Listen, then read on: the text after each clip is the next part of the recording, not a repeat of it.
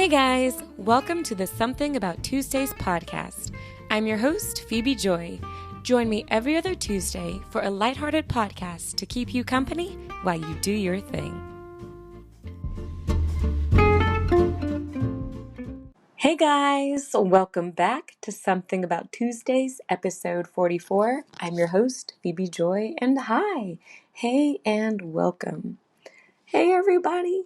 I hope you've had an amazing last couple of weeks. I would have to say that I think my last 2 weeks have been a little bit better. I was able to practice, I would say practice some self-care. I hate calling it that because it's gotten such a bad rep of like, ooh, I need self-care for this and self-care for that. But really, you guys, it's good to take care of yourselves. But I hope you have had a good last couple of weeks. Thank you guys so much for tuning in to the last episode and for the positive feedback that I've gotten from just being able to share, what it's been like the last few weeks and share kind of the beginning of my story. We are going to continue. I think last time I left off, we had made it to 2019. So it's 2017, 2019. I don't mean to mark it by years, but I think that's kind of one of the best ways to kind of track it. So this episode, later at the very end, I'm going to tag on kind of 2020, 2021. And I do believe that there are a couple of things. This might be where I remember mentioning a bonus episode where there may be a bonus episode coming out in between either this episode, 44 and 45, or one that'll come out after 45. I'm not quite sure yet. Depends how long the recording goes today, when I'll like split it up and move it around. But 2021, you guys, we're not going to go into it right now because this is just regular episode to start with. And then the extra, if you want to hear about my story, will be tagged on to the end, kind of like we did last time. But hey, hi. You guys, I've been trying my best to take things slow. Which is so funny because slow is not really part of my personality. I don't enjoy slow. I don't enjoy slow driving. I don't enjoy slow journeys. I don't enjoy doing things slow. I like to get to the end of a thing. If I start it, I'm like, I just want to get to the end because the reason I started is for the end result. I am not one who generally pays attention to the journey, as y'all know, but I am trying to slow down, and luckily fall is kind of a season to do that. It feels like that kind of slow down kind of season before the holidays come, because once those come, it speeds up and flies by. And then I do think it slows down kind of in winter, that January, February, March, where not really much happens, I think. But so I am slowing down. I'm doing that, for myself, for just the sake of the season, for the sake of the things that I've been through lately, and I think it's been good. I think last time I left off, I had told you all that I was heading out of town with the Hubs. I had went back to work and at the school and church and everything 2 weeks after giving birth to my baby early. And let me just say, that was a little bit early. I don't know, like I thought I could handle it. And I was like, I don't know if I'm emotionally ready for all of this. So Hubs did take me out of town for the weekend. And I did wanted to share what that was like. We went to this place called Franklin, Tennessee. And it's right outside of Nashville, I think, maybe 30 minutes or so. We didn't go into Nashville because we were only there for a few days. And so while I do think we totally could have went into Nashville. It was very close and enjoyed Nashville for what it was. We had a pretty good time in Franklin. So Franklin is, I think it's bigger than being real small, but I guess the part that's the touristy part is the downtown Franklin, which is this kind of little downtown area. It reminds me of downtown Bardstown, Kentucky. And it's, I guess, the historic part. I don't know if it's considered historic. I think it is.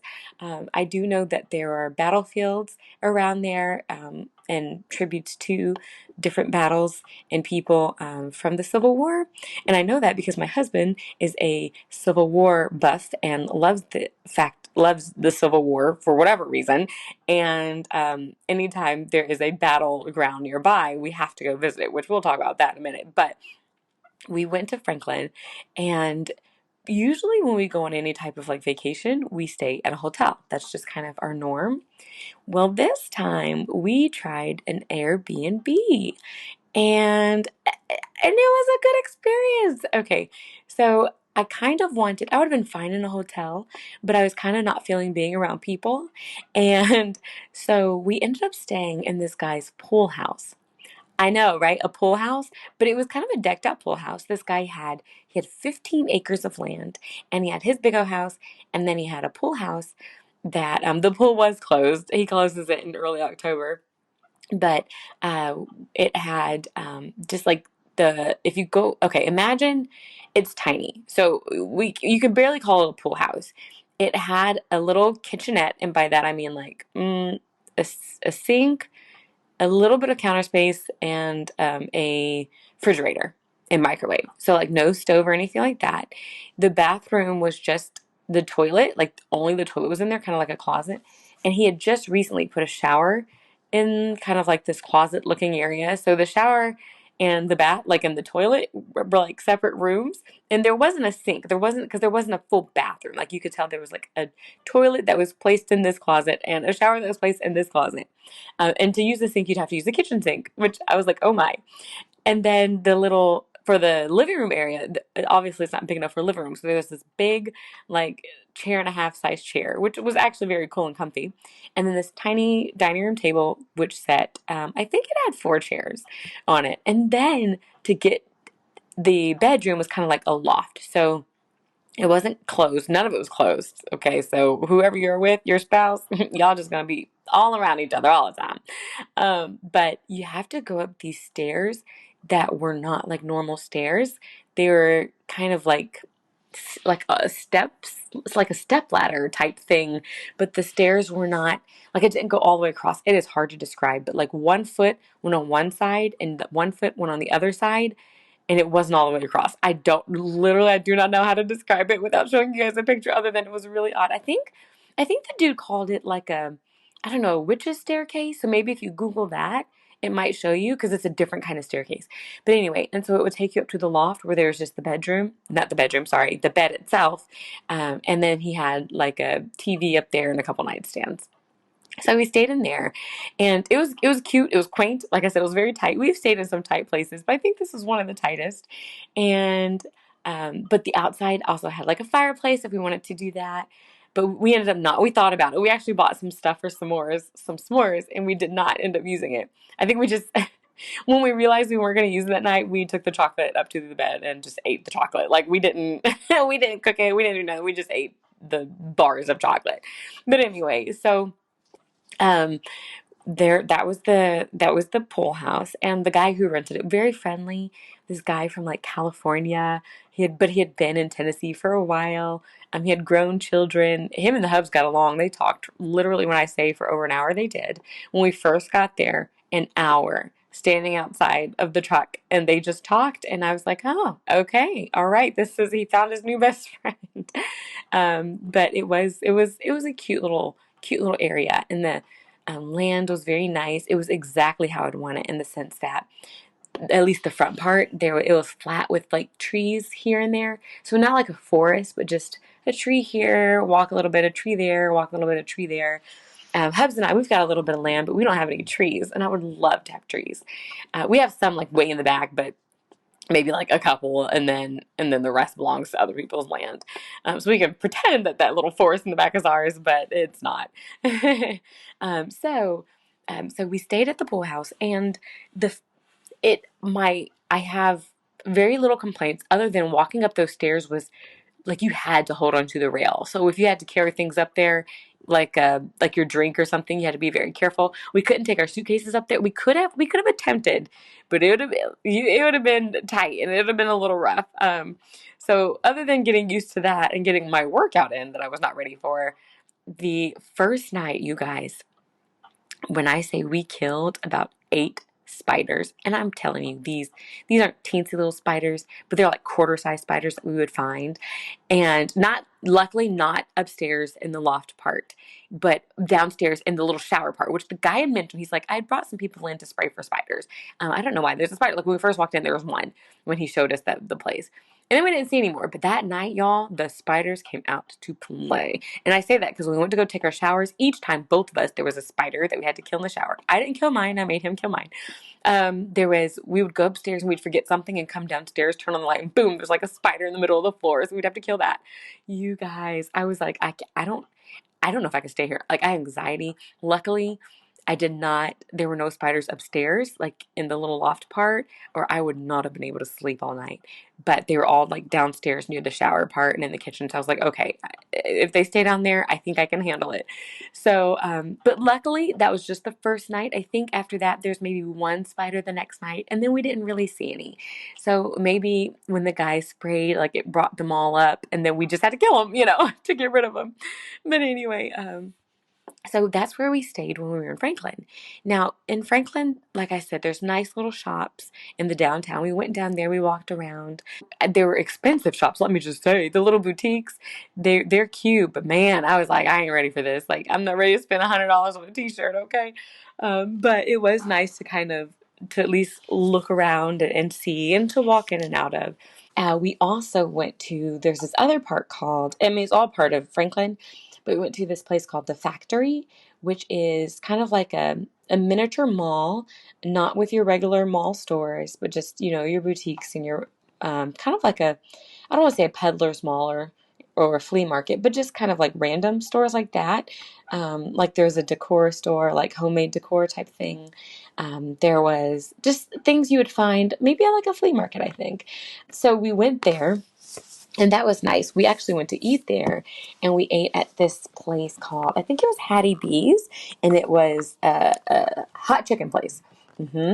And that it was pretty good. Of course, you had to get the chicken and waffles, and it was good. And what made it good, if this is my food segment, was the waffle was I don't know what it was, but it was like they caramelized it. So imagine like the thick waffle, just like your regular thick waffle that you would get like at a chicken and waffle place. But then the way it was cooked, it was almost like they not fried the waffle, but somehow caramelized it because it was sweet and a little crispy. And maybe with brown sugar or something. All I know, you guys, was it was delicious, and I really enjoyed it. So that was called, like I said, I think Hattie B's, and that was at the factory place. And random, just because, hey, why not? They also have really nice bathrooms, kind of like Buc-ee's, and by that I mean like the stalls have doors that go from like top to bottom. Like you're pretty much closed in your little room, and there's like a ton of stalls, and so the bathrooms are nice in that way. It gives you a little bit of privacy. So anyway, so that was at the factory, and then Hubs and I, we also went to this kind of little community called West Haven, and it's one of those cool communities. I've seen a few. It kind of reminds me of Carmel, Indiana, um, where and I don't know if I've mentioned the cake bake up there, but if you haven't been, go to the cake bake shop. It's so good. The cakes and things, I would say the desserts are. The food is, let's just say go for the cake, go for the name of the place. But it's like this little, I don't want to say little town, but it kind of gives that vibe because you go in and it looks like a neighborhood, but it's not just a neighborhood. There's housing there, but there's also like little mini restaurants and like yoga bars, and then there like I think there's a little bank there. I mean, I think they even had their own little fire department. Like it was their own little community, like within the bigger community. Like I said, it felt like a neighborhood, but it was like a neighborhood community, if that makes sense. So we went in there and ate a couple times in there. We ate at this place called Cold Town Pizza, I think. Cold Town Pizza and then Cold Town something. And It ended up being pretty good. We went to this restaurant in the morning. Y'all, I'm a huge breakfast person, and with breakfast, I like the sweet more than the savory. So I can't. I think the name of the place was Fika or Fika. It was Fika, and I think it was a Swedish place, and or at least that was the origins of it. But they served all kinds of like breakfast food, and I got their French toast. And normally French toast, honestly, you guys, y'all know, you order French toast, it looks amazing and it tastes mediocre. That's like most of the time. That's how I feel most of the time. But this French toast, it was the bread was big and fluffy, and they had this, I think it was like whipped butter on it, which I didn't know was a thing. And there was, I don't think there was syrup, but there was this sauce. I don't know, you guys. All I know is it was delicious. So good that the lady next to me was like, wow, that looks really good. I should have got that. I was like, mm-hmm. And then my husband, he ate his. He had his biscuits and gravy, and he was like, that doesn't look as good. Like, mine doesn't seem as good as yours. I'm like, oh, it's not. Like, he was like, it was mediocre. I was like, yeah, it was mediocre for you, but this is good for me.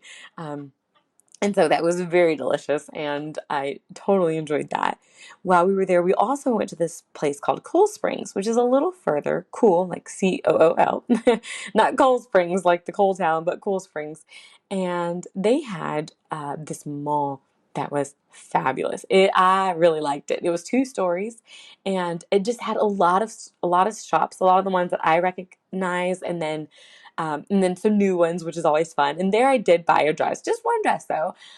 But there was all kinds of wonderful places. In fact, there was this one, I can't remember the name of the shop, but you could tell they specialized in infant clothes and baby clothes. And I was like, at first I was like, I don't know if I'm going to go in there, but I went in, and oh, it was just all the cozy, lovely things. It was so, I mean, you go in there and it's just, it feels soft, right? You know, like soft, like emotionally soft. I don't know how to describe it. Like, you go in and it's just like, this is babies. Like, this is where you buy things for your baby. And it was kind of expensive, but everything looked like really good quality. Um, it looked amazing. And I was sad, of course, bring about the sadness, because I was like, man, they had this cute little pink pea coat that was the most precious thing. I'm like, oh my gosh, like my daughter could have worn that. But I do plan to go back one day, when I do have children, and shop there and let that be kind of my warm feeling and connection to my daughter that I lost this time around. So I will say that was pretty nice.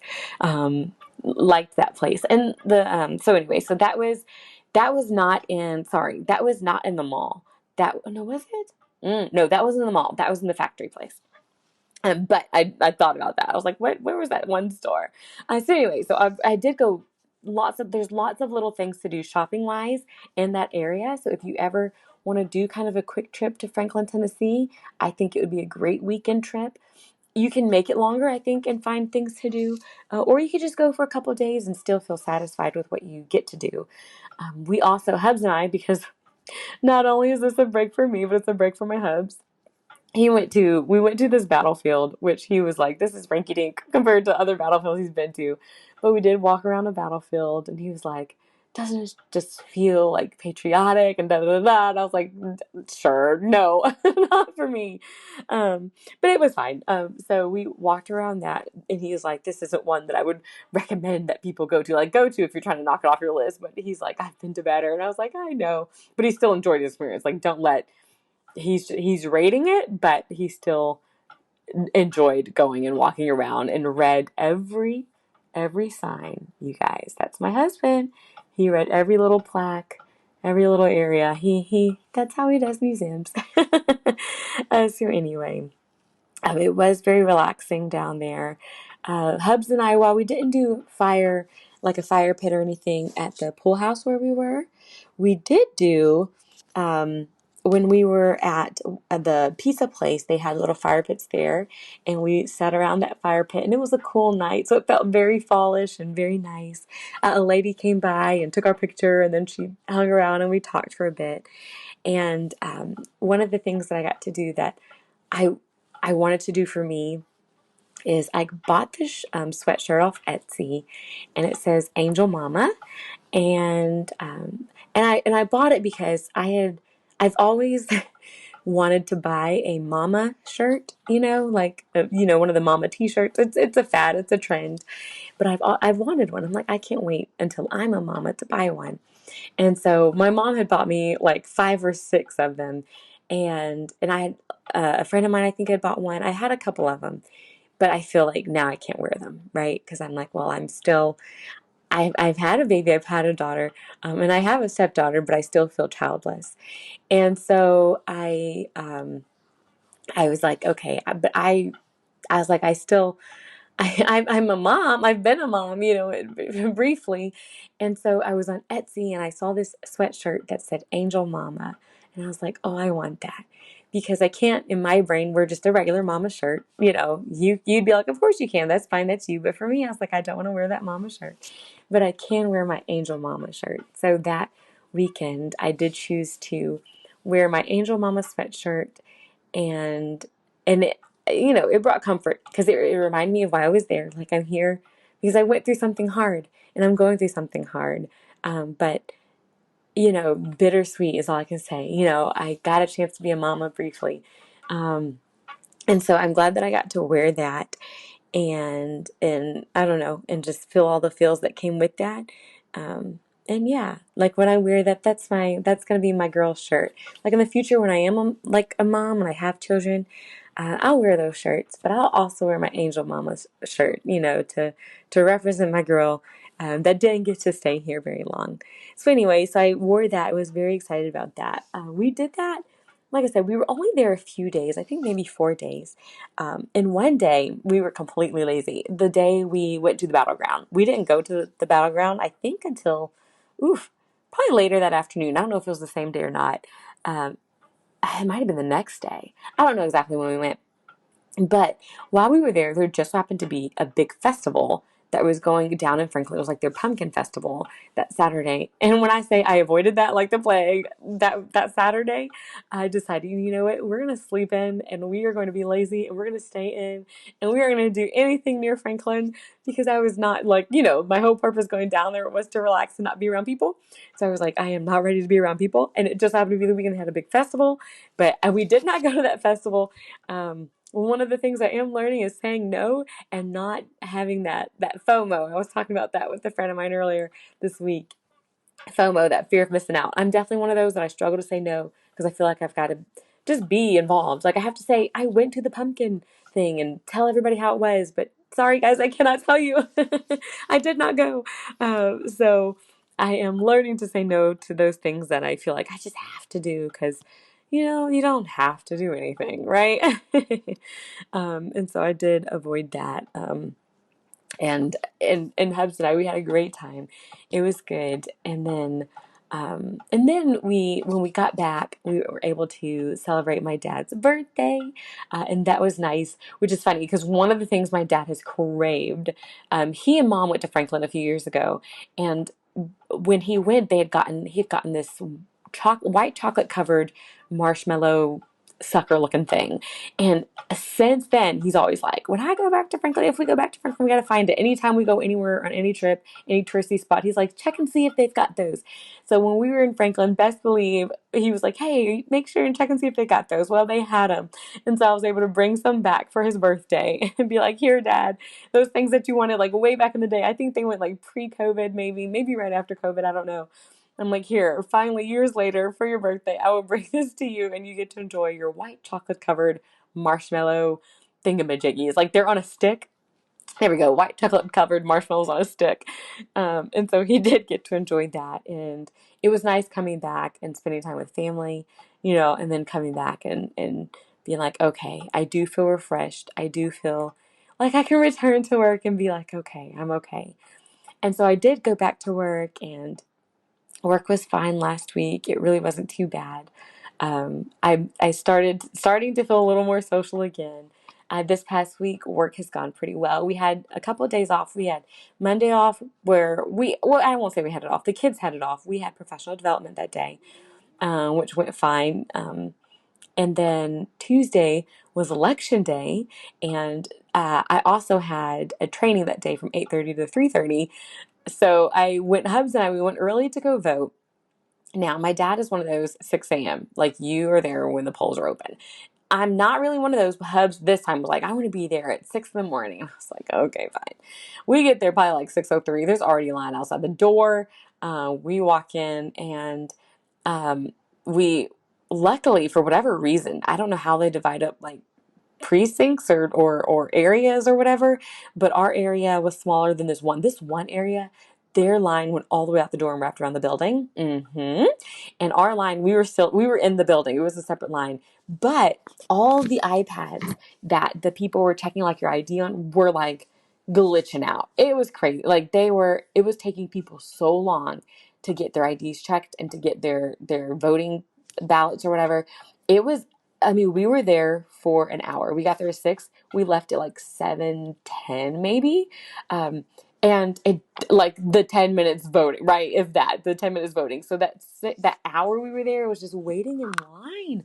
Like it was long. And I was like, see, if we would have came like later, I feel like we would have been able, like they would have figured this stuff out by now. But I did want to get it done before my training. And he wanted to get it done before work. So we did get to do that. I did feel sorry for some people because I know this one lady, she was like, I have to go to work and I can't, like, I won't be able to come back, like, and I'm like, people who work 12-hour shifts, which is crazy because that's a lot of people in the medical profession. Like, when are you going to vote? Other than, I guess there is early voting. I can't say that they don't give you opportunities to. It just stinks that if you're like, okay, I want to vote the day of, if you don't get there and if you have to work, man, you're kind of put in a bind. But so I did get a chance to vote. I hope you did too if you wanted to. And yeah, so let's move on from there. Um, so the rest of the week with school with the kids went by pretty well.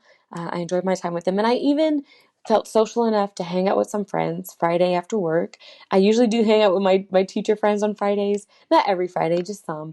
But it had been a while. It had been since before everything had happened, and the last time we had all hung out, I was sharing, about the baby, and so. I was prepared. I was ready for this one, and I was able to hang out with my peeps, and that was really nice.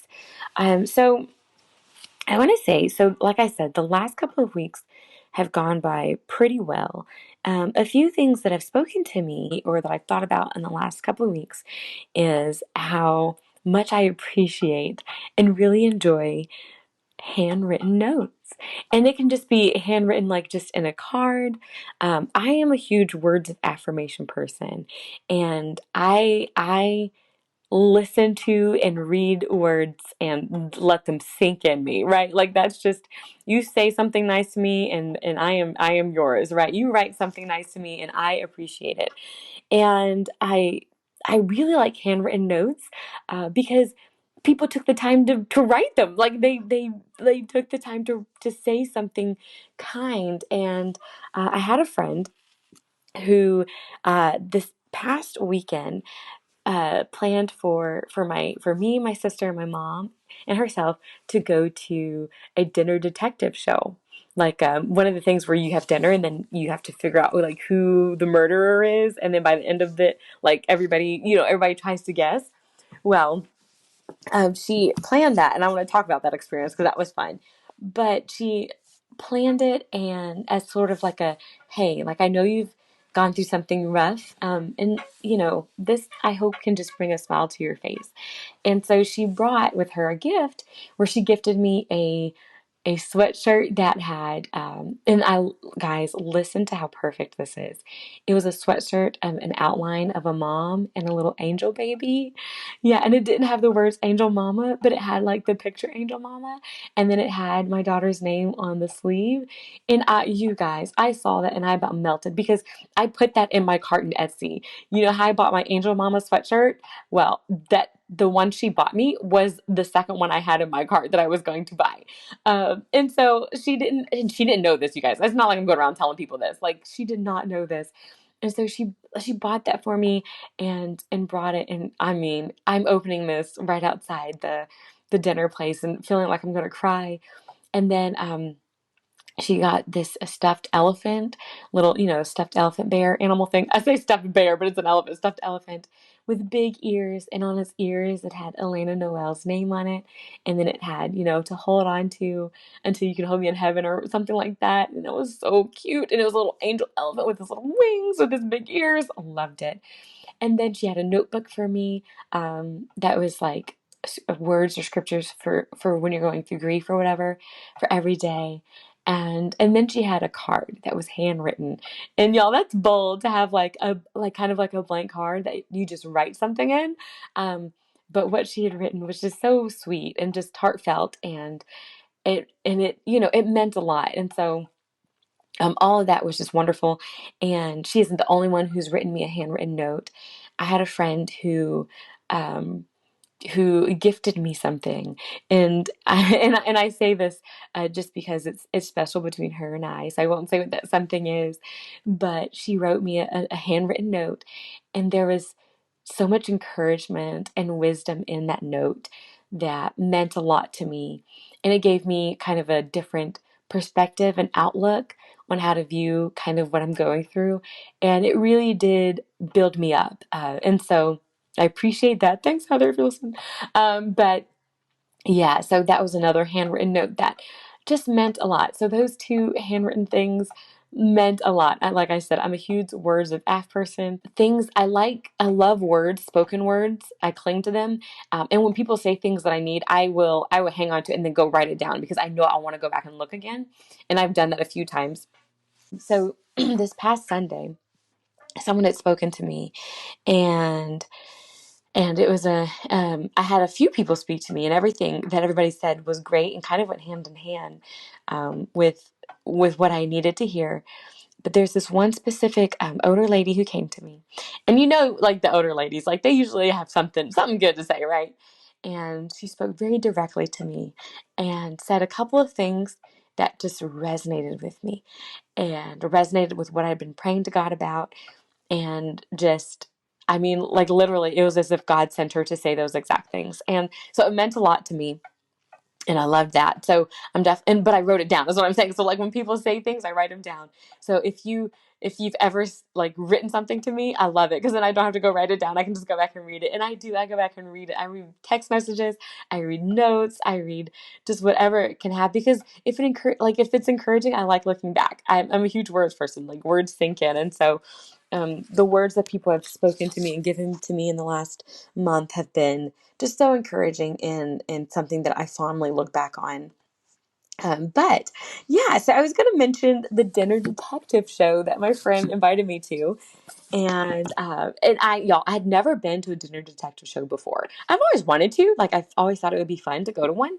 But I hadn't, where like, and by this, I mean, not just a show that you're watching, because I've been to the theater where I've seen Clue performed, and they had the Clue like sheet for the audience members, and we tried to figure out who it was by the end.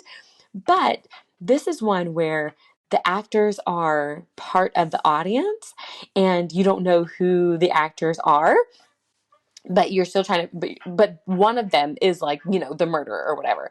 And so you're trying to figure it out.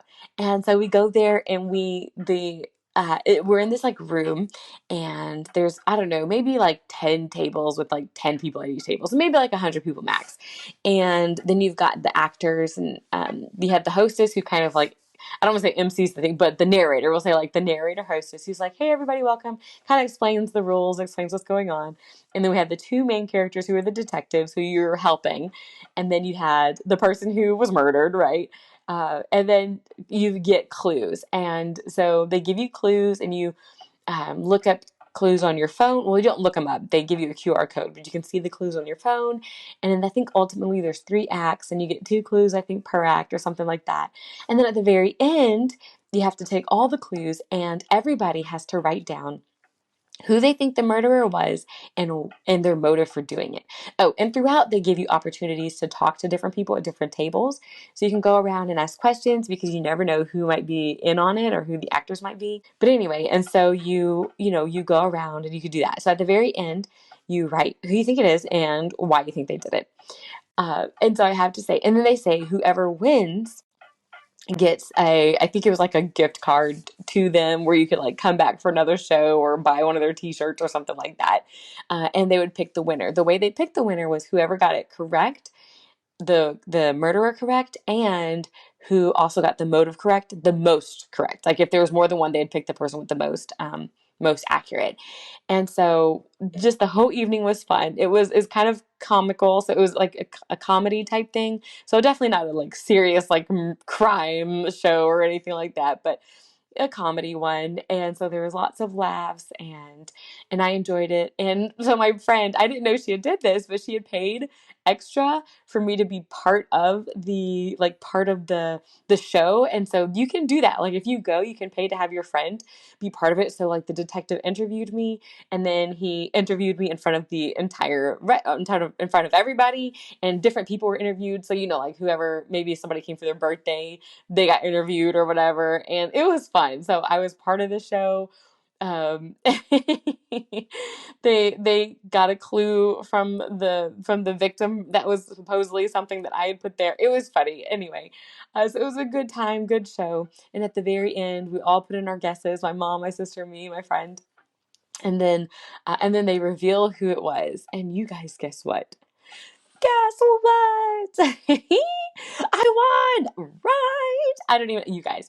So I guessed the correct murderer, and I guessed the correct motive. You all, I felt to like make the rest of the night good. Like I was like, oh, like I was already feeling, warm feelings because, my friend had gifted me these things and was doing this in honor of me and my baby. And then we had a good time, laughs when it's been hard to laugh. And then to top it off, the cherry on top, I actually won. I guessed the right person and the reason why they did it. And so they called me up there and they gave me the my gift card, and it was cool. It was cool. It made my night. It really did. And so the whole experience was pretty awesome. I enjoyed it. I would suggest go. I mean, like, is it a little cheesy? Yeah, you guys, it is. But is it still fun and something worth trying and doing? Most definitely. It was fun, and it was cute, and it was what I needed. It was something lighthearted and good that I'm glad that I went to. I'm so thankful for my friend who organized the whole thing. And you guys, as someone who's normally the planner, like let's do this. I'll plan that. I'll make the reservations. I'll do that. I'll do that. It was so nice to have someone else do that, like to plan it all. I mean, she planned it. She paid for it. She let me know when, and just the whole thing was organized. She got the tickets. Like it was just great. And so I appreciate her for that, and encourage you guys to try it in your city, in your town, wherever you are. Look up your nearest dinner detective show and go to at least one. See if you can figure it out and win. If you do, let me know. But yeah, so that ended up being pretty fun, and I enjoyed that. So that's been part of why I've had a good last couple of weeks while things have been going good and going well. Um, you guys, I've still had some sad moments. And I wrote this down. I think a symptom of sadness is that other things make you more sad than what you normally would be. And that was because, so I can't remember exactly what had happened, but I was disappointed. Oh, I remember what it was. Yeah, I was so silly. I thought I had left my keys, my work keys at home. And I was driving, and I already had left my pills. I had taken my medicine before. I had forgotten to take my medicine before I left. And so I drove and remembered, oh my gosh, I forgot to take my medicine. So I drove back quickly at my meds, and I'm already like running late, right? And then I'm driving, and then I realized, oh my goodness, I forgot my work keys or something. I forgot. I think it was my work keys. But I didn't have time to drive back again. But I was so frustrated and sad. I immediately felt like crying. Now, normally I would be like, ugh, okay, not a big deal. Annoying, but I can make it through the day. But I was like, when you're already kind of on the edge emotionally wise, the slightest little thing will tip you over. There was something else. Oh, yes, I was driving. I had made it to work, and I think I had spilled my tea or my water when I was getting out of my car. And like I instantly felt like crying. I was like, what else can go wrong? And I think that's the mentality. Like when you're already sad, it gets kind of like baseline sad, then the slightest little thing and you're like, oh, what else can go wrong? It just adds to it. And I was like, because I've spilt my drink before. It's, like I said, it's annoying, it's frustrating, but it doesn't make me sad. Like I'm fine.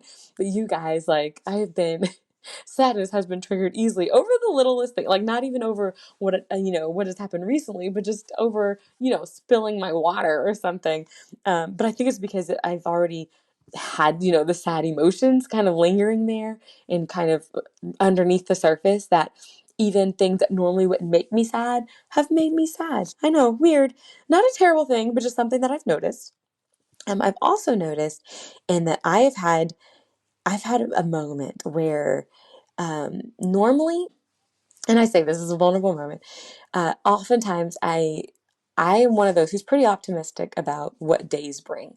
For the most part, I wake up excited about today's going to be an awesome day. And I always go to bed, I'm like, Lord, I pray tomorrow is an amazing day. And I believe that it can be. But I'll say lately, my prayer has been a little different. And I think it's because of a little bit of fear. Like I'll say, God, I pray that it's a good day tomorrow, or a great day. And then a part of me is like, because I'm still hurting, the most I want and expect and need is a good day. I don't need a great day. I don't need an amazing day. I'll just take a good day. But I have found that like I sometimes I look ahead, and where normally I'm like, oh, life is great. I've been a little scared. I'm like, I don't know what's coming ahead. And I'm like, oh, is this what people with anxiety feel? Like when you look ahead and you're like, what? I don't know, because you guys, I never expected anything bad to, I mean, I anticipated that something bad could happen, but I was certainly hoping it wouldn't. And so like when all of that happened, the night it happened, I wasn't thinking like, oh, I'm going to end up in the hospital in the next, few hours. Like, no idea. And so that thought has been just like, God, I think this is a good day, but what's going to happen? Like, is something going to happen? And I have had to pray and rebuke that. And one of my favorite scriptures, of course, is God hasn't given me the spirit of fear, but of power and of love and a sound mind. And I've had to quote that over and over. I'm like, you know what, God, regardless, you know everything, and whatever it is, good or bad that could happen, you are with me and you're in control. And I have to remind myself of that God is with me and God is in control, and that I don't have to be afraid because God is with me and God is in control. um Joshua 1:9, God is with me. Okay. I do not have to be afraid. I do not have to be terrified, because God is with me and he'll be with me.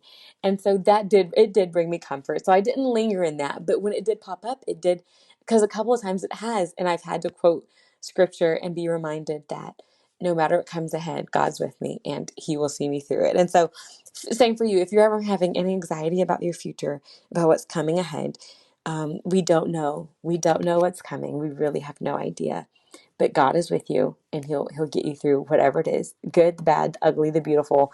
God's there with you. All right. And so two last things I want to share of this past couple weeks, and then I'll go ahead and switch over to my story, is that I don't know if I mentioned this last winter, but hot chocolate with milk is a game changer. Okay.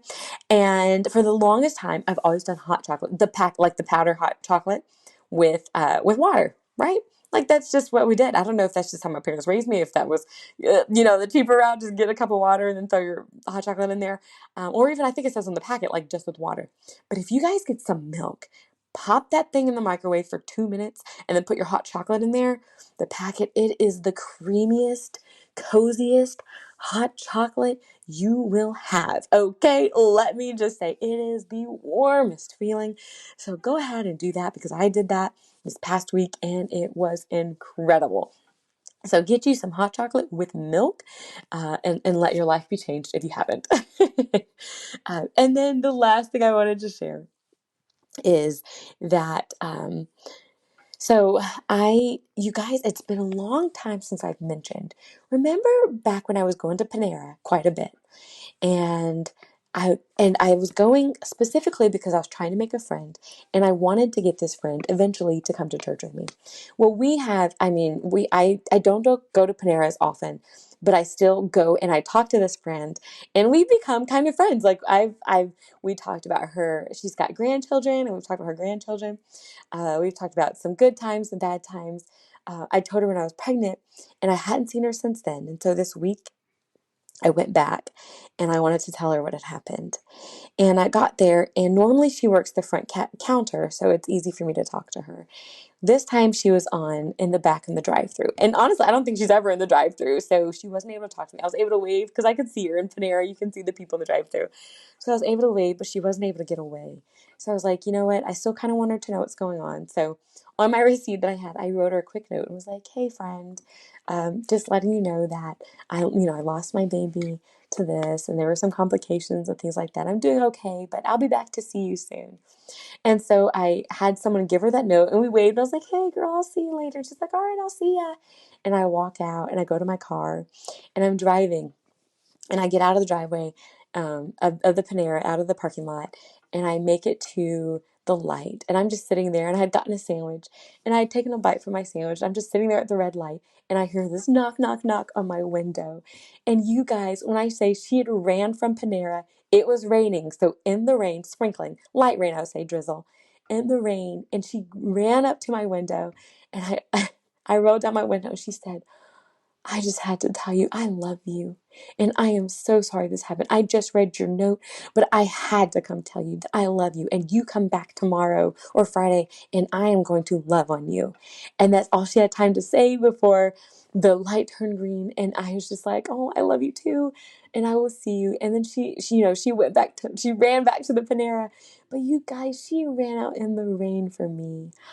Oh, that meant a lot. I was like, oh wow, like thank you. Just for her to say, I hear you, I love you, because we don't have each other's phone numbers, right? We are restaurant companions, right? We're restaurant buddies. Um, but like I that meant a lot for me that she would run out in the rain to come and just knock on my window, try to catch me and just say, hey, I love you, I am sorry this happened, and I will give you more when I can, but this is what I have. And I did go back the next day, and she gave me the biggest hug and gave me such encouraging words, and was like, anything you need, I'm here, just very loving, very kind. And so that meant a lot. So I can without a doubt say that these last couple of weeks have been better. Um, mentally, I've been better. I still have sad moments, but I've been sleeping a little better. I will say part of that could be because I'm also taking these little gummies called Calm gummies, not crazy gummies, okay? Not gummies filled with other things, but just vitamin gummies, like the little calm vitamin gummies to help me go to sleep and stay asleep. But even beyond that, um, I have been able to think, more positively. I've been able to think about the sad things and be sad, but not be crushed, I've been able to smile more. I've been able to be around people more more easily.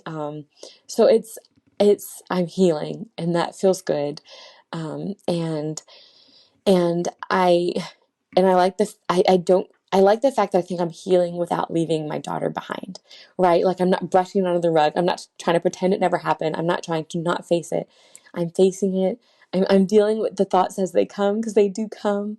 I don't try to brush them aside. Sometimes I do. I'm like, this is not the time or place. I am in the middle of school right now or whatever. Um, but I will try to go back to it. I've been doing better trying to take my moments with God and letting Him speak to me. And the other day I had a moment, because I have a lot of times I have no idea what to say to God right now. I've got so many things and thoughts and emotions in words that I can't say all of, like they don't always come easy. And so the other day I took the pressure off, and I just said it, in my prayer area. I kneeled there, and I just sat. And when I felt like crying, I cried a little. And when I felt like not crying, I didn't. And I just thought about God, and I just pictured Him sitting with me, and us just sitting in silence, and that was it, and that was okay. And so that did something for my spirit, for my soul. So yeah, so I just want to say that, yeah, that yes, these last couple of weeks have been good, and things are getting better. And I heard a quote that it's not all good, but it's not all bad. or it's not all bad, but it's not all good. I think it's not all good, not all bad. I think that's the way to say it. And that's how it feels. Like it's not all good right now. Things definitely hurt, but it's certainly not all bad either. There are still some beautiful, beautiful moments happening in all of this. So, anywho, thank you guys so much for listening to this part of the episode. If you are still interested in um, on and catching up or listening to my journey of getting to this point, so the journey of me trying to grow my family, then hang tight. I'm going to take a quick break, and then I will be right back to finish that up with you guys. But if not, I will catch y'all in a couple weeks, and so hang tight, and we will get to our next part. All right, you guys, I am back. Welcome to part 2 of my story, the story of my journey towards growing a family. So, like I said at the beginning of this episode, we started out last episode. I'd went into how we first started trying to actively have a family in 2017. And then I talked about kind of our experience leading up to then. And when I left off, it was the end of 2019. I had recently had a procedure, kind of surgery done that would help, hopefully, we thought, with, moving things along. So we had been trying to have kids probably about 2 years at this point, a little over 2 years. And let me see, 17 to 18, 18 to 19. Look at that, 2.5 years. And so I was feeling hopeful at the end of 2019. During this time, I had kind of thrown out there that I'd mentioned that Hubs and I we were looking for a house, trying to get a house at the time, and there were some frustrations there with trying to find a house, but overall, I was feeling hopeful. So that's where it was, ending 2019. So we're going to jump into 2020. And what is so funny is I've looked through all of my notes on my phone. I haven't checked my written journals. I do handwrite some things as well, so I may have to go back and look in there. But in all of my phone entries of my notes from 2020, maybe like 2 are related to trying to have a baby and grow a family. Because 2020, y'all, it hit us a little different. And it is so funny. It was the year that my husband and I were working on building our house. So we had bought land, I think, that year. Or I think I might have mentioned it in 2019. I can't remember exactly. But we had bought land. And so now we were trying to build a house. And so I think the stress of building the house, I do think the COVID also kind of took the pressure off of trying to have a baby right away. And so I didn't write a lot. I do know that in January 30th, I had made a note that said, Not Afraid, which is the title of a song. And then I had written part of the lyrics of the song. You keep the promises you make. There isn't one that is delayed. So I will not lose heart. Here I will lift my arms. And then I wrote, I pray that I'm pregnant in Jesus' name. And that's all I had written in January. And I had not, of course, gotten pregnant then or anything like that. And the only other note that was maybe slightly related to my journey happened in March.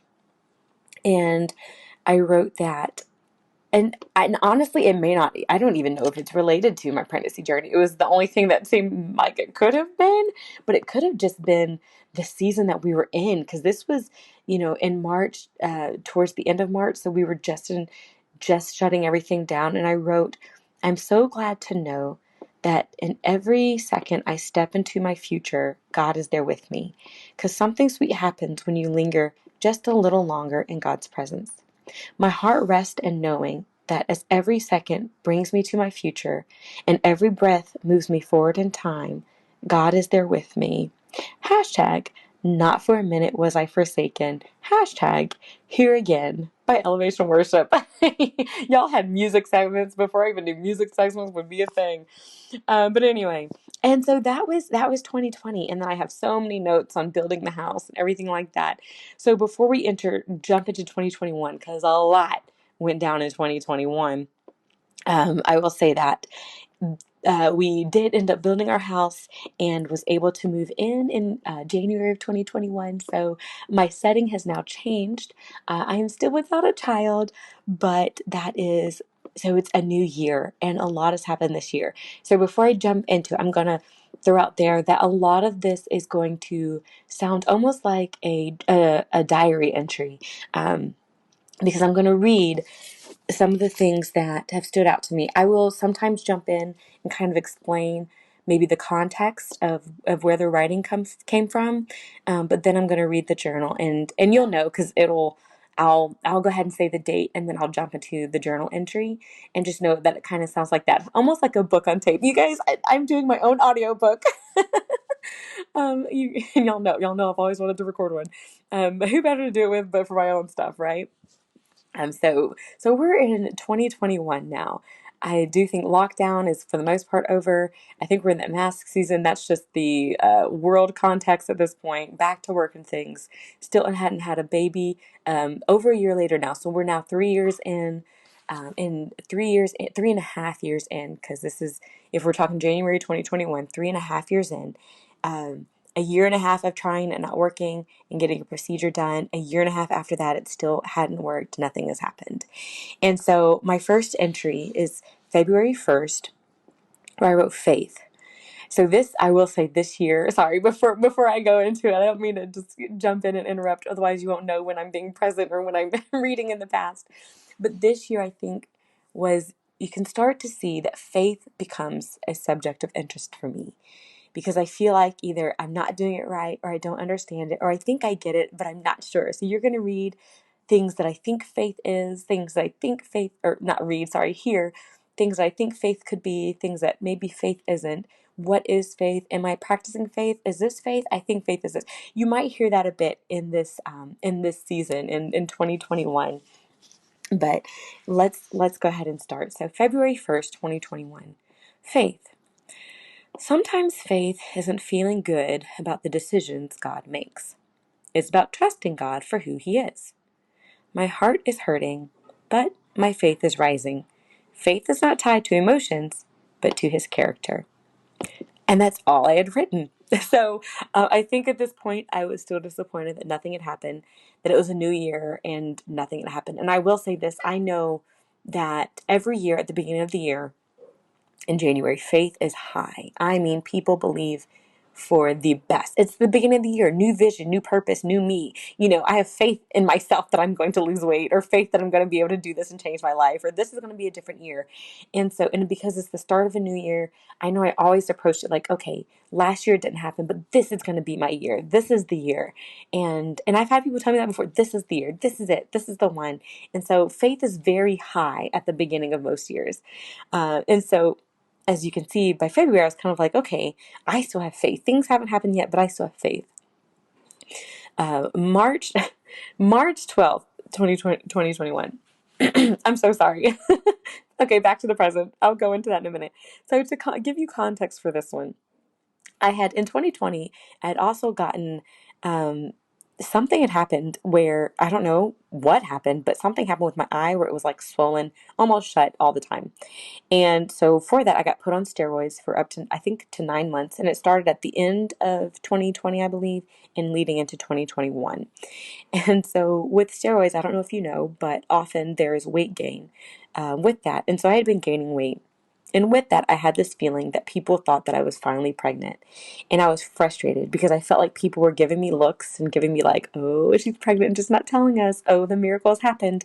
And all it was, but I was gaining weight because of the steroids. So on March 12th, I wrote, everyone is so convinced that I'm pregnant. I am not pregnant. I'm just chunky because I'm on steroids. I wish I could just wear that as a sign around my neck so people would stop looking at me with that all-knowing smile, not realizing that that's not it. And that's all I wrote, y'all. I know. I was like, okay, feeling a little bitter, huh? But I just threw that in there because that was funny and part of my journey. But anyway, okay. So a few months pass and I still haven't gotten pregnant. We're now hitting year 4 of trying. I had went back to the doctor, and at this point they said, okay, you need to go see a fertility specialist. So I had a appointment scheduled for August of 2021. And so we scheduled that way back in like April, I think, when I had my first OB appointment, or my regular OB appointment. And they're like, okay, you're right. It's been 4 years of trying. Nothing's happening. There's nothing on our end that we can see. You need to go to a fertility specialist. So that got scheduled. And leading up to that, I feel like, okay, maybe the fertility people can give us something more. But then I'm also feeling like, man, this is becoming a lot worse than I thought. When you realize you're entering into a season and you're like, oh, tell me this isn't it, right? Tell me this isn't going to be who I am and part of my journey. Uh-huh. So that's where I was. And I was hoping, I was like, God, you can do it. You can do it before this fertility appointment. You can do it. God, do it. And so this is July. So this is the month before when my appointment was supposed to be, because I knew it was going to be early August. And this is what I wrote. This is going to be one of those kind of slightly lengthier ones. So it will read sort of, as a journal entry. July 9th, 2021. I was standing there, looking out my back window, gazing across our land. It was beautiful. My arms were crossed, but not in the defensive arms crossed way, but in the way that almost looks like you're hugging yourself. I had just realized that I probably wasn't pregnant this cycle. I had been fretting about it for the last week and a half, and my body finally let me know in its own subtle way. I had cried some tears and silent screamed some words, but now I was simply gazing across our land, finding ways to be thankful, even though I hurt. I was thankful for my land. It was beautiful. I cracked a half smile because I was thinking about how the Hubs and I should go for a walk in it later that evening, as apparently it was meant to be just us for a while. Sorry, it's still a little fresh. But then I thought about the last time I was wooed by my beautiful land and how walked out into it, and about halfway through came rushing back because of the bugs, heat, and fear of ticks. My land was beautiful, from the lovely, air-conditioned, bug-free convenience of my equally beautiful house. Well, then my mind took a turn. Perhaps motherhood was like that. Looks beautiful from the distance. So serene. I know, let me keep going. So lovely, so inviting, that I just knew I wanted a part, but up close, I know it's different. There's mess, there's exhaustion, there's hurt, there's straight up sweatiness, like walking through a humid grassland, as walking through our land would be. Perhaps I shouldn't be so eager for it. Perhaps, but I am. I still want it. I'm willing to go through it. I am. Those were my thoughts. I became defensive toward my own frame of thinking. And then God whispered, it's not to say you won't. It's not to say you will never walk through motherhood. I'm just equipping you so that when you do, you won't feel like running back out of it halfway through, just as though you were walking through your land. I will equip you with the bug spray. I will equip you with the mucking boots. There's a story behind that. I will equip you with the tools you need to trek through motherhood and enjoy it to its fullest extent.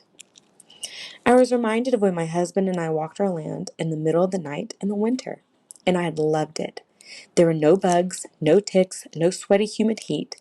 And then God said, and I will pick the perfect timing. You see, you may want to go for a walk in the middle of the summer, and that's awesome. But I enjoy walks in the winter. My biggest fears aren't there, and the other things I need to make it, such as heavy boots, warm mittens, a flashlight, because I love night walks, would be my tools of preference. What God uses to equip me for motherhood may be different than what He uses to equip you. The timing God gives me before allowing me to enter into motherhood may look different than the timing He gives or has given you, but He has set it up perfectly. I don't know what makes God want to take more time equipping me than, say, others. I don't know why He would have me wait, and honestly, I'm tired of trying to figure that part out. Have you ever thought if I could just figure out what God is trying to teach me, this would all be over? Well, let me tell you, I think some things aren't meant to be figured out. They're meant to be lived out. And living takes time. It takes second to second, minute to minute, hour to hour, year to year. I can't tell you everything God has taught me in these years of waiting to have a baby, but I can tell you that He has shown me He's always there. He has given me lessons that has carried me through the moment. Some lessons help with other moments, and some just carried me through that specific time. I look at my lack of pregnancy. I look at my struggle with fertility, and I say, I don't know why God hasn't chosen me to be pregnant right now, but I do know I look forward to the ways He will show me that He's there, that He cares. Nothing feels quite as good as a hug from God when you're feeling bad. It sucks to feel bad. I feel bad right now. I could cry on the spot. Actually, my cat just walked right up past me and rubbed my leg, and I instantly started tearing up. Am I sure I'm not pregnant with these hypersensitive emotions? But I know God will show Himself in these moments. He has before, and He will again. And I can honestly say that I look forward to those confirmations that He's there and He cares. I may not have answered my prayer, or He may not have answered my prayer in the way that makes sense to me right now. Baby born in March, get my 3 months off just to get my summer months, perfect timing. But He is here, and He'll get me through it just as He has before. That being said, Jesus, I can't wait to enter into the motherhood walk with You. But you're right, I want to be equipped with what I need to make it the smoothest, most enjoyable walk ever. I always did say that the perfect hike for me was a paved road through some pretty land. Maybe He's paving that road for me. And that's it. So it's so funny because reading that, back to the present, so much of it reflects where I am right now. That's crazy. Okay, y'all, I read that straight through. The little caveats the little things that sound like I just threw in there, that's just how I write. And so that's what I wrote in there. And I'm like, oh my goodness, this sounds so similar to like what I'm feeling and what I'm going through. It's crazy, y'all. It's 3-4 years later and here I am still. Just kidding. But yeah, so that's where I was. And get this. So I'm going to keep going, okay? July 10th, so it's the next day, 2021. God, I must be pregnant because these emotions are too strong. Same day. Things I wish people would stop telling me. You gotta let go of control. God is trying to teach you that He's in control. My response. I think I figured that out about, I don't know, year 1, 2, 3, or 4. Number 2. Just relax. It'll happen when you don't think about it. My response. Will it? Will it now? Have you ever tried to actively not think of something? You end up thinking of it. Out of sight, out of mind. Yeah, well, some situations you can walk away from. Some people you can not see. Sorry, but I can't leave my body, and it's always there to remind me what's not happening. And sometimes it chooses to remind me in the most physical, painful way. Number 3, just let it happen. My response, what you think I've been doing? Number 4, God must be teaching you something. My response, so I must be failing every month then, huh? Do you know how hard it is to pass a test when you don't even know what you're being tested on? Same day, July 10th. Things I believe, but it's just hard to accept. And it doesn't make it any easier or less sad. 1, it'll happen in God's timing. It will. It's just hard when there's no way to know when. No way to even remotely place it. 2, must not be the right time? Guess not. 3, it'll happen. 4, it will be your testimony. I think I have enough of the test to make it a testimony now. 5, you're going through this and maybe help someone someday. There's tons of ladies who go through this. So why me? Same day, July 10th. Y'all, I wrote a lot that day. Stupid thoughts when you struggle with fertility. 1, I must not be a good mother. 2, I guess I'm not ready because I'm too immature, too selfish, to fill in the blank. 3, I guess I still have so much to learn and so far to grow. I guess. 4, what's wrong with me? 5, why does my body hate me? So as you can tell, just that week I was going through a lot. And back to present. Next, I'm going to read a story that I wrote that same day. It's a quick story. It's a journal entry. and it was about faith. So again, I'm struggling with faith and hope. I'm kind of in this middle of, I do think, I did not think I was pregnant at the time, but I was hoping that I was. I had thought maybe I had gotten signs that I wasn't, but nothing had been fully confirmed yet. And so I had this story that I'd written, and it was my perspective of faith and hope at the time. So I'm going to read that story, and then we'll jump back to the present. July 10th, same day. The story of faith and hope. Faith and hope were besties. They were so close that some often mistook them for twins, for even being one and the same. In this particular story, Faith and Hope were desperately waiting on the Lord for something to happen. It could happen at any moment, or it may not happen at all, at this time anyway. Hope loved the idea that it might happen this time. She thought of what it would mean for her, the family, life. She came up with plans and surprises. She joyfully thought of ideas and ways to share, even ways to give a testimony. She practiced her testimony. Faith, on the other hand, while believing the thing could happen, also believed that if it didn't, it was the will of God. Either way, Faith knew that God would have his will, and it would be the best for all. Because of their similar ideas, Faith and Hope got along well. As stated before, they were usually seen together and often mistaken for each other. Their relationship was tight and seemingly perfect, but something happened that would happen every month without fail. Hope would get crushed. Hope was the brightest of the two, but also the most fragile. Anything could make her shine brighter, and just about anything could utterly destroy her. In this present circumstance, there was a window where hope would simply blossom. She would grow and shine brighter and brighter and make her presence known in the mind of her human.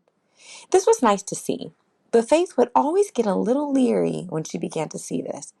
She knew that Hope was a good presence, a good spirit, old and in and of herself, but she also knew that the bigger they are, the harder they fall, and Hope always seemed to fall.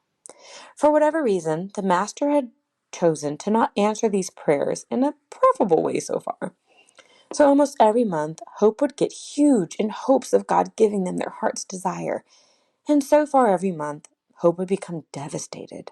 Hope would shatter, leaving Faith the job to pick up her pieces and put her back together. This had gone on for years now. It almost seemed a natural part of their relationship. But then one day it was different. Usually Faith didn't mind picking up Hope's pieces. She saw that as part of her duty to God and to the human. It took Hope a bit of time before returning to her normal state, but she would get there. This time was different, though. This time, Hope kept wanting to grow. But Faith, and occasionally doubt, would rein her in. Hope and Faith argued over how they should approach the upcoming verdict. God would either answer the prayer this time, or it would be another month under the belt of waiting. Hope wanted to believe that this was it. Faith wanted to affirm that it may be it, but if not, it was still part of God's perfect plan.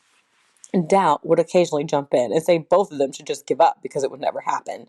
But Faith and Hope simply told him to shut up. But that still left their conflict. Faith and Hope rarely had conflict, but this one had their human uneasy and restless, so they knew they had to settle it soon. Finally, Faith, being the stronger of the two, said, "Let me speak first." Hope conceded. To God. God, Faith said, I believe in you. I believe if it is your will to answer the prayer this time, it has already happened and will happen. I also believe that if it isn't your will to answer the prayer this time, it isn't happening and it won't happen. I believe that your will, regardless of what it is the best. Period. She then turned to Hope, with tears beginning to well.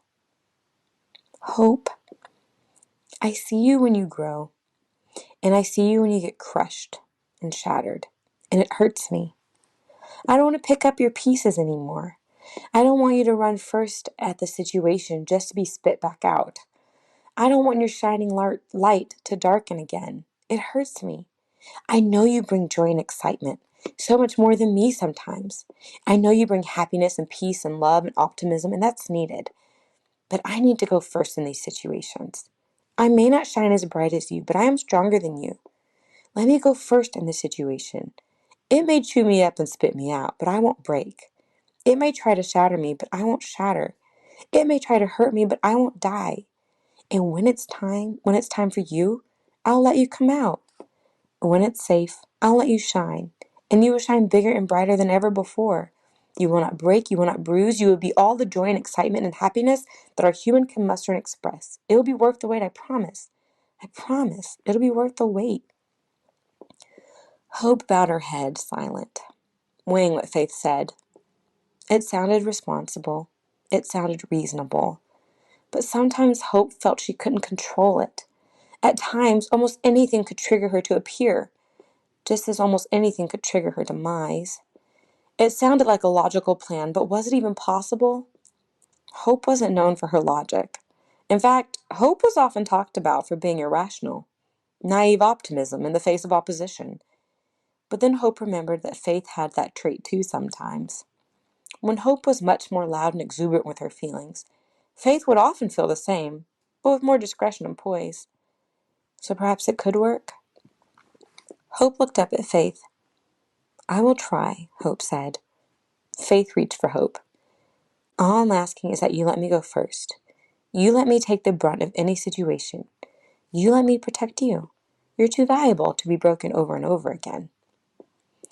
Then God reached down and said to both of them, let me take you both on the journey to becoming whom I've created you to be. Let me guide you into reaching your full potential. Faith, you are strong, but let me make you stronger. You will be able to not only defensively take on the attack of the enemy, but you will be able to offensively bring him down. Hope. You will not only bring joy to the human you're inside, but the light you shine in her will shine so bright that others will be drawn to her through you. They will see the peace, joy, excitement that you bring, and thus yearn for those things themselves. Hand in hand, you will take down the forces of the enemy and bring souls to the kingdom of God, my kingdom. Smiling gently, he looked down at them. I will supply your strength. I will supply your joy. Have peace in knowing that I am with you. I will never leave you or forsake you. I have good plans for you, plans to prosper you and keep you. You will not fail. Faith and Hope looked at each other. Anticipation filled their eyes with a hint of wonder. They gripped each other's hands tighter and smiled. The end. So that was kind of lengthy. And this is what I mean, that sometimes these journal entries get lengthy. By the way, back to present. And I had written that because, as you can see, I was in what's called the 2-week window. If you've ever dealt with fertility or fertility issues, you know exactly what that means. And I was wrestling with feeling hopeful, but also feeling disappointed, trying to have faith that God could do it, but faith that if he didn't, it was okay. And so I had written that kind of in response to how I'd been feeling at the moment. I had been feeling kind of weak, kind of like my prayers had been weak lately, that my faith had been weak, that my hope had often been destroyed, and that reckless optimism that I had felt, the first few years of going through this journey was starting to wane. And so that's, the general context of all that. So I'd written all of those things on July 10th. And then July 11th, I went on to write another entry. And I'm taking the time to read this whole week's entries, just because it's very significant. I would probably say this 2021 part of my story is one of the more significant aspects. And so, without further ado, July 11th, 2021. It was then that I learned, realized, believed that God didn't need me to be strong in and of myself. He chose to bless me in the middle of my brokenness. I'm not talking about the brokenness of things aren't going my way, but I can still see the good and I'm going to praise God anyway. I'm not talking about the brokenness of my prayer doesn't feel answered, but I'm going to trust God with the unknown anyway. I'm not talking about the brokenness of regardless of what I see or feel, I'm going to put my faith in Him and believe His will is what's best. I'm talking the brokenness of God, I can't do this. I don't have it left in me. I'm tired of hearing this isn't the right time. I'm tired of hearing in your time. God, I'm angry. God, I'm sad. the place of brokenness that even the most righteous and faithful of Christians hate to admit they go. The place where they don't feel blessable because they've given up. They have the teensiest measure of faith that doesn't even seem to match up to the grain of a mustard seed. They have nothing else left to give in their heart. It hurts so bad. It feels so hard. You feel broken so much that you've pretty much given up, given in.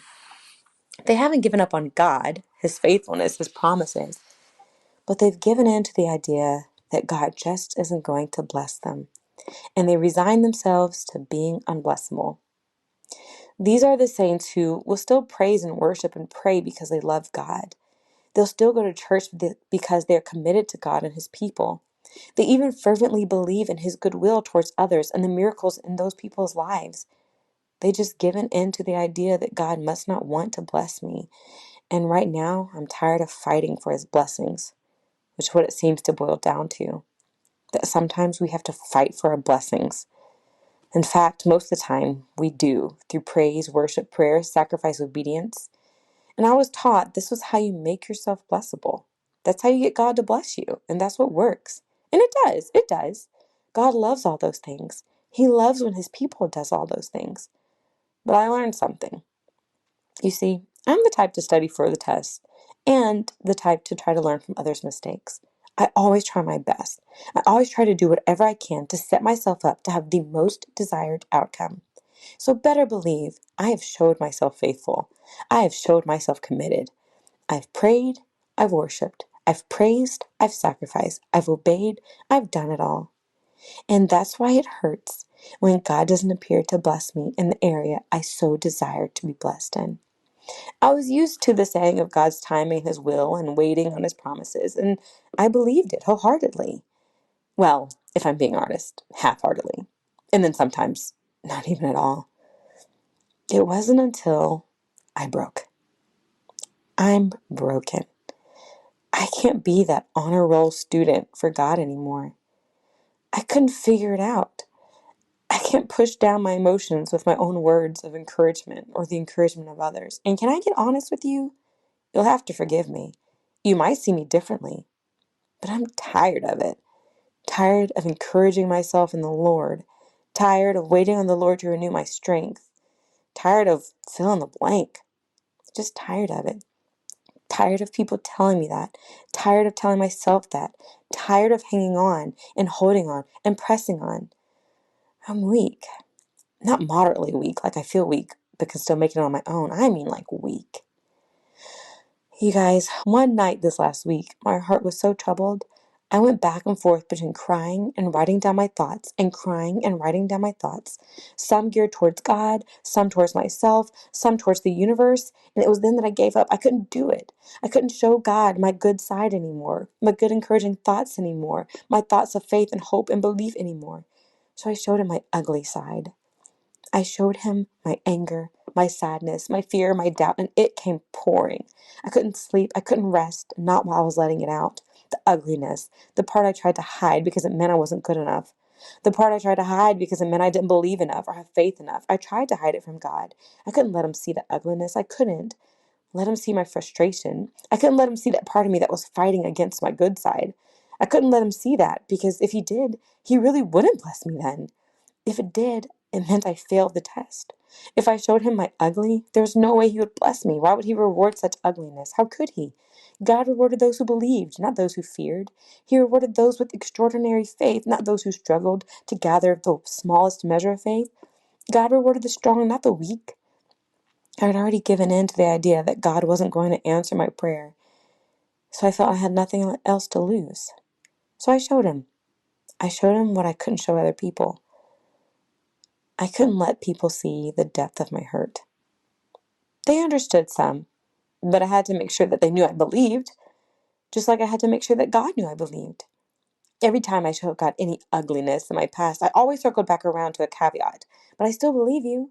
I know you're faithful. I know you're good. Hear me.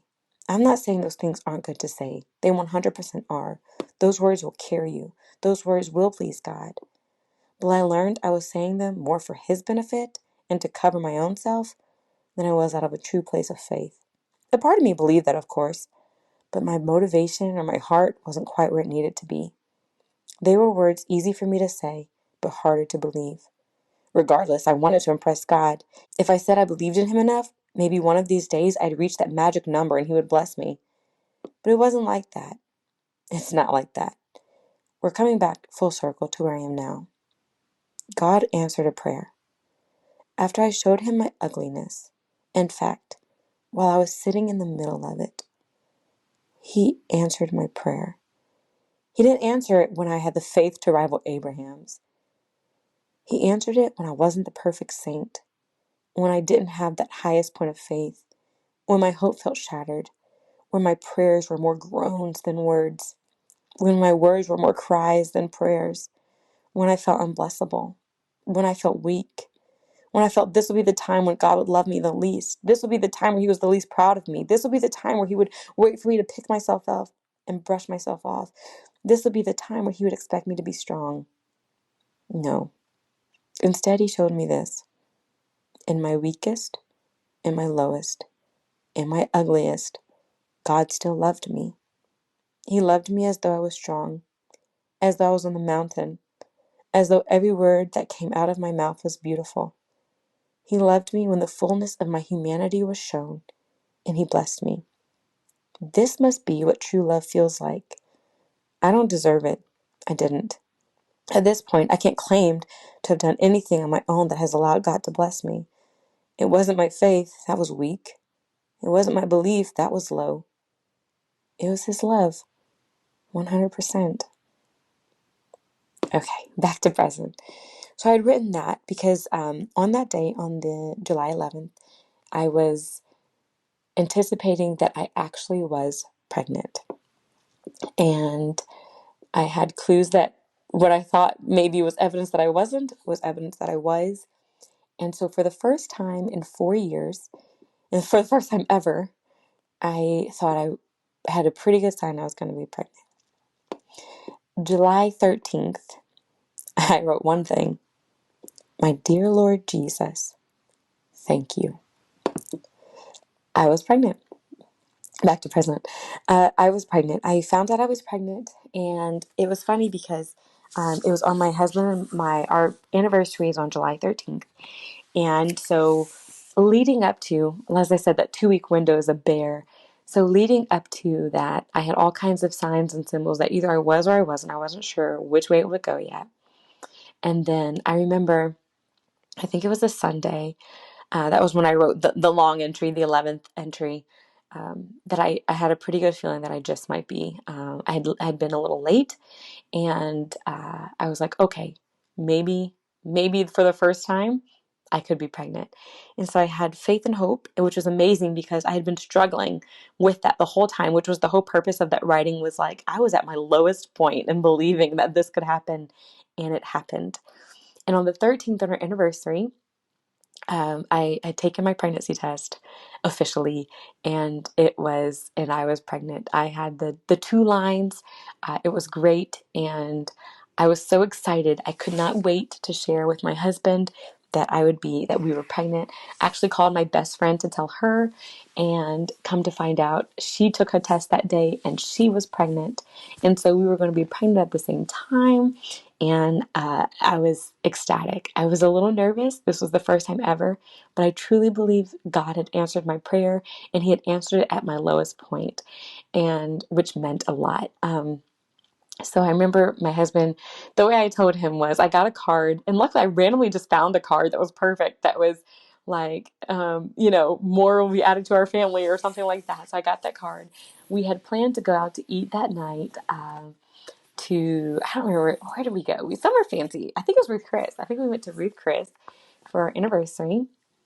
And I remember I had taken pictures. He was not part of this. I'd taken pictures of myself with my hand holding my belly, right? Like, I don't know, 2 days pregnant maybe. But I had taken those pictures. I took pictures of the pregnancy test. I took a couple of them. I was so excited because I just, I was like, I can't wait to tell him. I'm going to tell him when we get there. I had a card to show him. And so driving there, just if you've ever been first time pregnant, you're like, oh my goodness, it's you, me, and baby. You just don't know it yet. um, And we get to Ruth Chris, and we're sitting there, and we're about to eat dinner. I can't remember if it was just before dinner. I think it was just before dinner. It was either just before dinner or just before dessert. And I think it was just before dinner. And I handed him the card, and he read it. And I was trying to secret record him. It was hard. And he was like, "What? What are you trying to say? Are you pregnant?" And I was like, "Yes." And so that was when I had told him, and we were both ecstatic. I was excited. I was thinking about how I was going to tell mom, which was so what was great was we already had a trip planned. We were going to the Florida Keys. We were going to the Key West later that week. I think that weekend was when we were going to head out for a week to go to the Florida Keys. And I was like, this is perfect, because I didn't want to be around my family too soon, because I knew it would be long before I told them. So I was like, the fact that we're going on vacation gives us like an extra 2 weeks to for me to, keep this hidden. And I bought one of those beach hats, and had like baby on board written on it, and I packed that with us to go. And I was so excited, because I was like, that's how what I'm gonna do is I'm gonna show mom pictures from the trip, like, hey mom, these are pictures we took. And then while she's flipping through, there will be a picture of me with, like, you could just see the hat, and it would say baby on board. And if she pays attention, she'll be close enough to be able to, she'll be able to see baby on board and what and what. And that's how I was going to tell the family, was through those pictures. And if I needed a couple more weeks, I was going to print the pictures and put them in like a scrapbook and be like, look, I scrapbook our Keys trip. And while they were flipping through it, had them see it then. So I had planned it out. I was so excited. I was ready to share. It was the first time I had been pregnant, and I was super excited. But it was short-lived. A week later, so 6 days later, I had realized that I had taken a few pregnancy tests leading up to that, and it was positive every time. It was so exciting. But I felt something odd going on in my body, and I knew that I was experiencing a miscarriage. And so this is what I wrote, July 19th, so about a week later or so. Early miscarriage. They say that if it's before that 6 week mark or 7 week mark, it's considered a chemical pregnancy, is what they call it. And I'm like, oh my gosh, or chemical miscarriage, chemical pregnancy, I think is what they call it. And some people don't count it as a miscarriage, which I can understand. They're like, the embryo barely had time to implant. Da da da da. But I say, once it's implanted, then that's, to me, kind of where life begins, like with the life of the mother and the growing. That's when it can happen. So just personally, I still count it as a miscarriage, because I was pregnant, and the potential of my baby, and then lost my baby. So now obviously it was devastating. I'll go into it some, because this is my first time ever being pregnant, and then losing that hope so quickly after that. So July 19th, I think my baby officially left my body today. I feel empty. My little twinge to the left of me that I'd been feeling just isn't there anymore.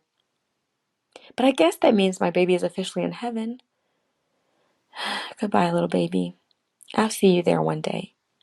Mama loves you tons, and she's so glad you get to see heaven, even if it's before her. Later on that day, I wrote, of course, to keep your mind wrapped around everything that happened, you contact your doctor to let them know what happened. And they tell you to take a pregnancy test just to be sure that I guess the chemicals are starting to leave your body. So you take one, and gradually, as you take more, you realize that the lines are becoming fainter, and the things that let you know that you were pregnant have gone. As the lines grow fainter, you feel like that's the death of your baby. You know what sucks? You wait so long to finally get pregnant, and when you do, you can't even get excited about it, because anything could happen. And of course you get excited because, hey, anything could happen and it could all be okay, until it isn't okay. And then you keep your naive hope up until the last possible minute. People trying to cheer you up by saying, hey, if you got pregnant once, you can do it again. Is that the point? To just achieve the goal of pregnancy and having a baby at all cost? So if I get pregnant again, what's to keep the same thing from happening? One more time, two more times, then what? So not only do I get the pleasure of having to wait forever to even see if I can get pregnant, I also get the distinct honor of once I get pregnant, I better hope my kid can make it that far. And by that far, I mean at least through the first trimester. I mean, that's where I am. Then guess what? I bet just because, hey, a pattern is a pattern, I also get the joy of once I make it past the first trimester, what's the hope of me making it all the way to the end? Will I have a good birth? Will I have a healthy child? You learn a lot through this. You get what you get and you don't throw a fit because, hey, if the worst is happening to you anyway, who cares? If nothing you do changes anything, then why do anything at all? So as you can see, I was feeling a little devastated. When I get devastated, I get sarcastic. Um, and and I was feeling like, okay, I tried my best just for this to happen. And it hurt.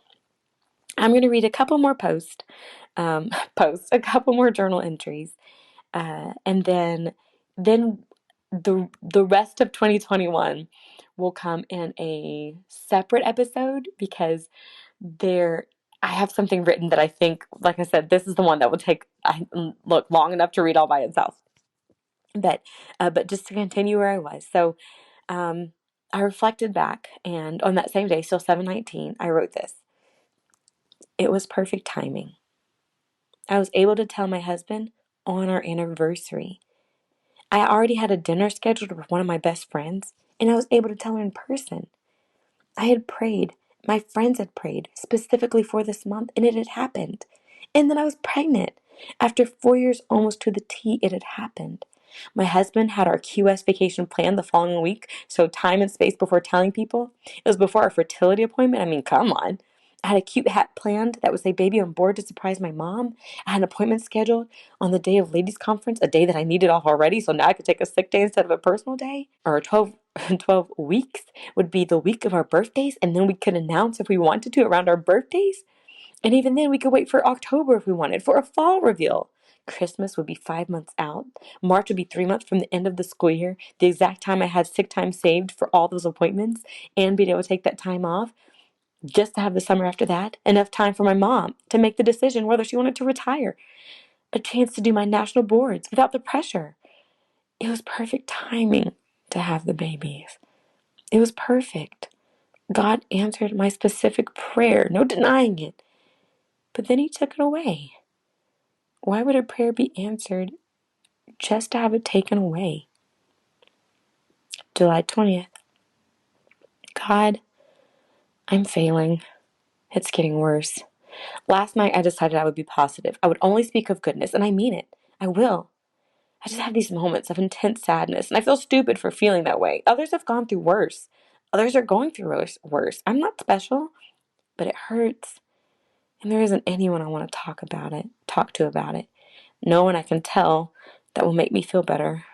I want to cry to my mom, but I don't want her to get sad. I don't want my dad to get sad. I think I just need to listen to our song and cry. That has helped me so far. It encourages me. Okay, back to present. So that song I was referencing to was Goodness of God, CeCe Winans. The week that the miscarriage happened was the week that we were in Key West. And so we were on vacation, which is a terrible time to have a miscarriage.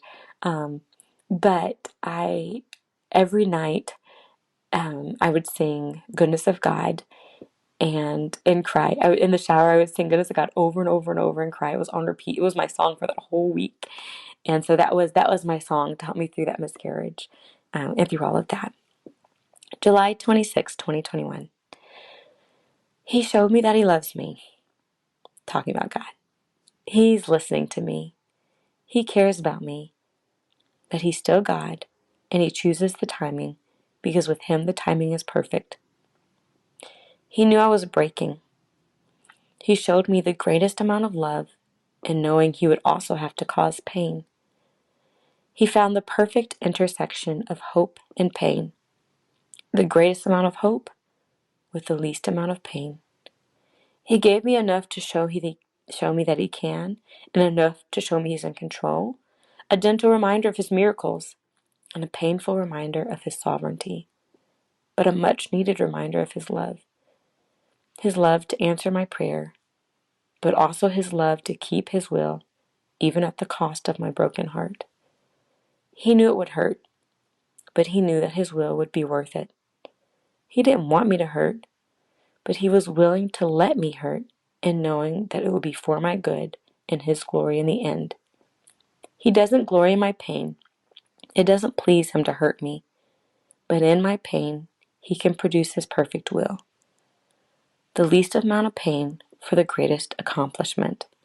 He knows the perfect balance. I just have to trust him.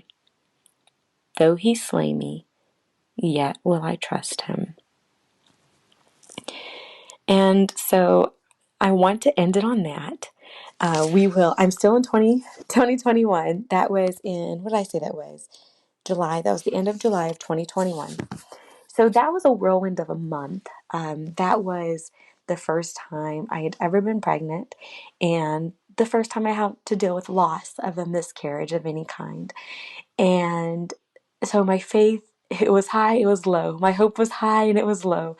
I was still dealing with a lot of things. But that last part that I read is it's almost, I can totally reflect on it now, almost 4 years later, to the T, 3 years later, that I do believe that God was showing me his love.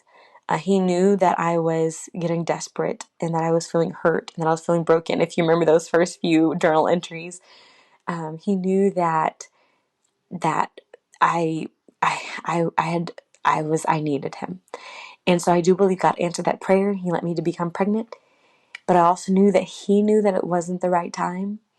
And so with, like I said, the greatest amount of hope, because I was able to get pregnant after not being able to for years, with the least amount of pain, he did take my baby away, knowing that his will was would be worth whatever pain I had to endure in that moment.